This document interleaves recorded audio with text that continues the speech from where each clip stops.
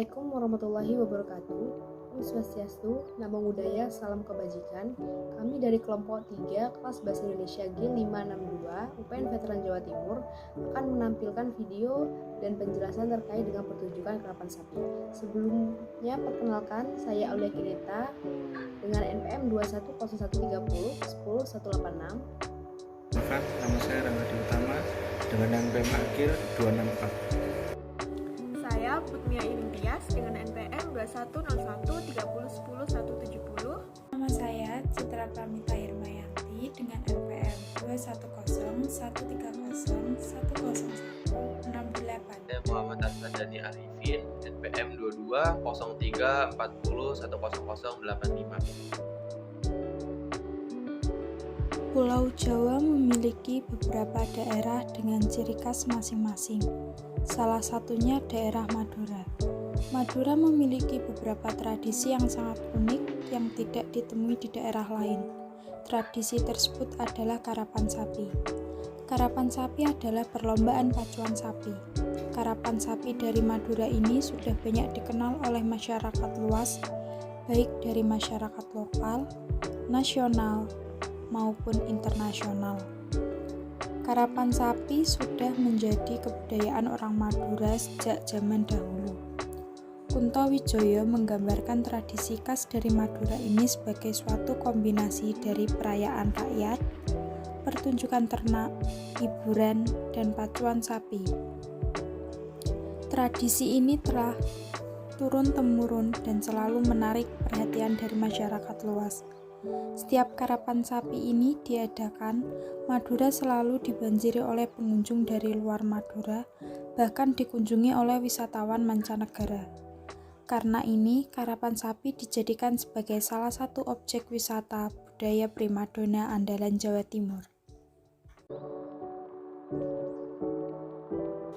Karapan sapi adalah perlombaan pacuan sapi yang berasal dari Madura. Ada dua versi mengenai asal-usul karapan sapi. Versi pertama, karapan sendiri berasal dari kata kerap atau kirap yang memiliki arti berangkat dan dilepas secara bersama-sama. Versi kedua, menurut bahasa Arab, karapan berasal dari kirabah yang berarti persahabatan. Menurut orang Madura sendiri, karapan sapi berarti adu pacu sapi memakai kaleles. Karapan sapi merupakan salah satu jenis kesenian atau olahraga atau permainan tradisional yang dilakukan oleh masyarakat Madura.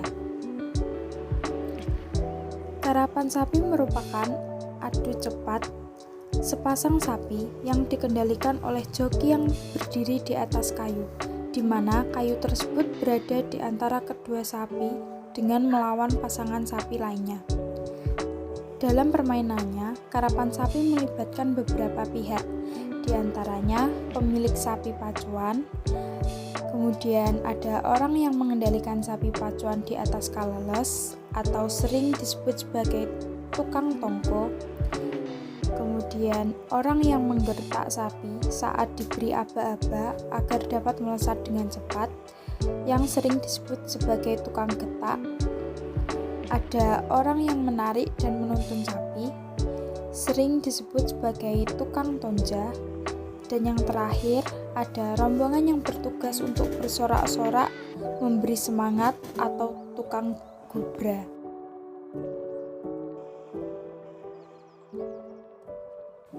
Tradisi karapan sapi muncul karena pada zaman dahulu tanah di Pulau Madura kurang subur untuk lahan pertanian. Hal ini menyebabkan penduduk Madura beralih mata pencaharian menjadi nelayan untuk daerah pesisir dan beternak sapi. Asal-usul karapan sapi ini memiliki beberapa versi. Yang pertama, menurut penduduk asli Madura. Menurut penduduk asli Madura, karapan sapi merupakan adu balap sapi jantan menggunakan kaleles. Kaleles merupakan sarana pelengkap untuk dinaiki joki atau dalam istilah Madura disebut tukang tongkok. Kemudian versi yang kedua menyebutkan bahwa pada suatu ketika di Pulau Madura ada seorang ulama Sumeneb bernama Syekh Ahmad Baidawi atau Pangeran Katandun. beliau memperkenalkan cara bercocok tanam menggunakan sepasang bambu yang dikenal oleh masyarakat Madura sebagai nanggala atau salaga dan ditarik oleh 2 ekor sapi. Gagasan inilah yang menjadi asal-usul adanya tradisi karapan sapi di Madura. Kemudian, karapan sapi langsung menjadi kegiatan rutin setiap tahun, khususnya menjelang musim panen. Versi yang ketiga menyebutkan bahwa karapan sapi itu sudah ada sejak abad ke-14 di Pulau Madura. Disebutkan bahwa ada seorang kiai bernama Kiai Pratanu yang telah memanfaatkan karapan sapi sebagai sarana untuk menyebarkan agama Islam.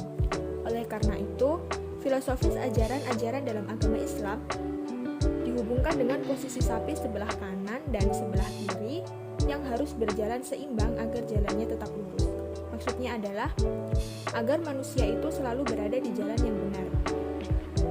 Versi yang keempat mengatakan bahwa karapan sapi diciptakan oleh Adipodai yang merupakan putra dari Panembahan Wlingi dan berkuasa di daerah Sapudi pada abad ke-14.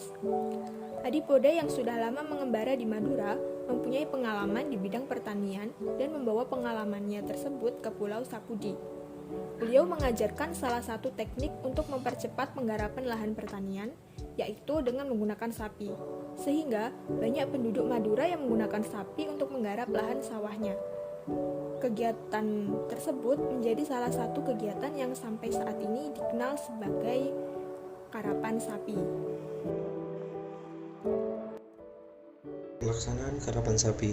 Budaya karapan sapi ini digelar pada bulan Agustus atau September di setiap tahunnya.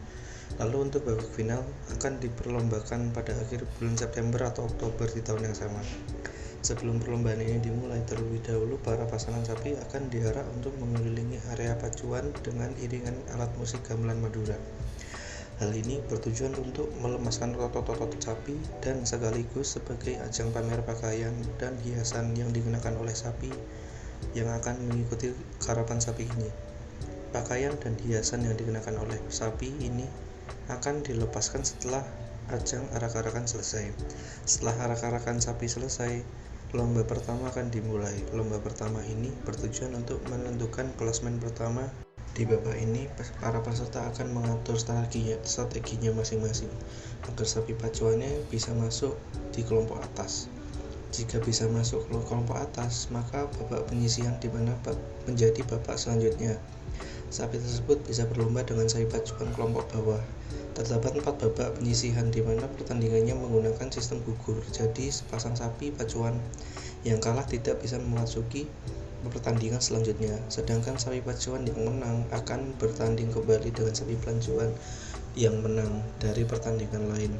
Hal ini terus berlanjut sampai tersisa 1 pasang sapi pacuan sebagai pemenang. 4 babak penyisihan ini terdiri dari babak pertama, di mana babak pertama ini seluruh sapi pacuan akan diadu kecepatannya dalam 2 pasang dengan tujuan untuk memisahkan kelompok pemenang dan kelompok yang kalah.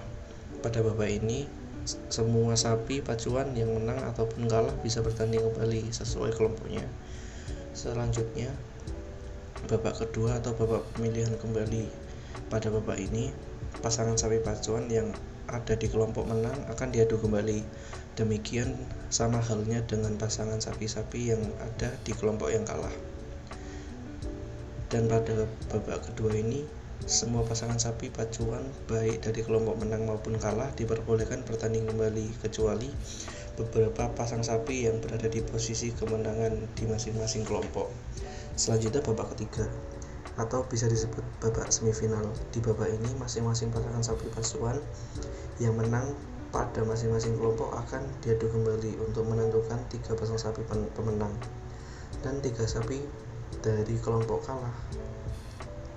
Babak ini yang berakhir atau babak semifinal yang akan diadakan untuk menentukan pasangan sapi pacuan menjadi juara 1, 2, dan 3 dari kelompok kalah. Jika diperhatikan dengan seksama, karapan sapi tidak hanya sekedar pertandingan, melainkan juga terdapat banyak nilai-nilai luhur dalam kehidupan bermasyarakat seperti kerjasama, kerja keras, menjunjung keadilan, dan sportivitas. Selamat siang Mas, perkenalkan nama saya Alia Kineta. Di sini saya minta waktunya sebentar untuk mewawancari terkait pertunjukan karapan sapi. Masnya boleh perkenalan dengan siapa? Ya, perkenalkan, nama saya Muhammad Rizky Faresi. Saya asal dari Sampang, Madura, dan saat ini saya kuliah di UPN Veteran Jawa Timur. Saya Alvin Dizandi dari Sampang asli Madura dan sekarang menjadi mahasiswa Politeknik Negeri Malang. Lumayan sering karena asli juga dari Sampang. Ya, saya kira pernah. Ya, pernah. Kira-kira berapa kali, Mas? Mungkin kurang lebih 10.